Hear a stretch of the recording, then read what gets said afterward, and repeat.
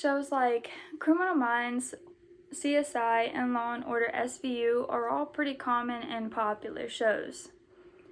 We might find it comforting to know how the bad guys are getting caught and that they're being put away. But have you ever thought about how reliable the forensic science sources really are, and that maybe the innocent is getting locked away while the guilty is walking?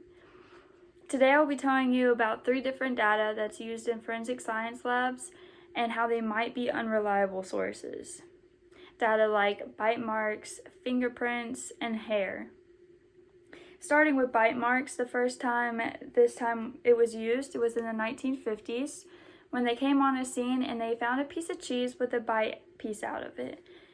So one of the guys decided that maybe if they took a piece of cheese to the suspect and have him take a bite out of it, they could compare the two and see if they matched and he would be the culprit.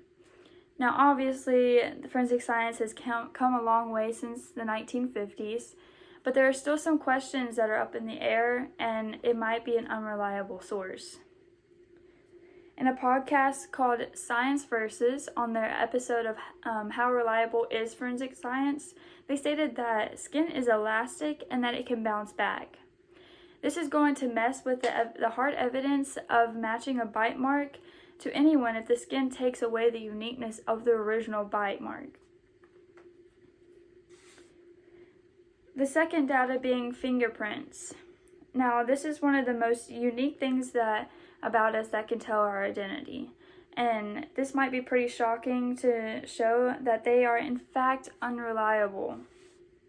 An article by Ann Q. Oy called Fingerprint Source Identity Lacks Science Basis for Legal Certainty says this: the forensic science assessments, equality, and gap analysis of latent fingerprint analysis report makes clear that while latent fingerprint examiners can successfully rule out most of the population from being the source of a latent fingerprint based on observed features, insufficient data exists to determine how unique fingerprint features really are, thus making it scientifically baseless to claim that an analysis has enabled examiners to narrow the pool of sources to a single person.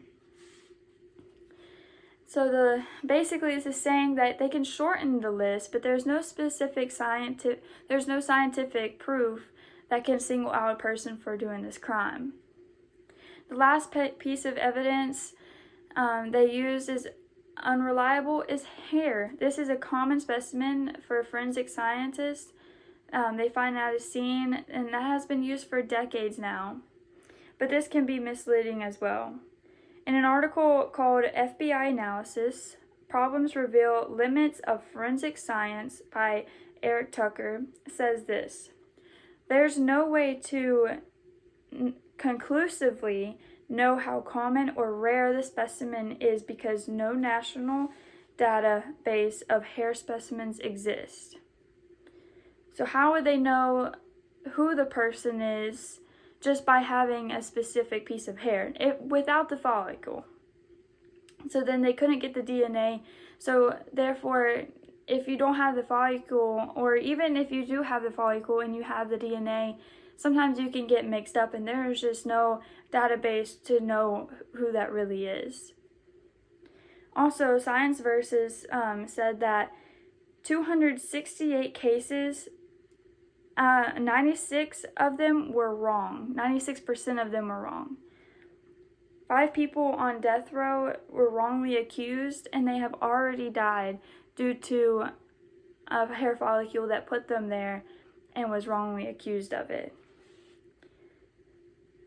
So, to sum up everything that I have mentioned throughout, that bite marks, fingerprints, and hair might be unreliable sources, and hopefully that we can find future technology that can help us, point us in the right direction to use reliable sources so that we can put the bad guys away who really deserve it.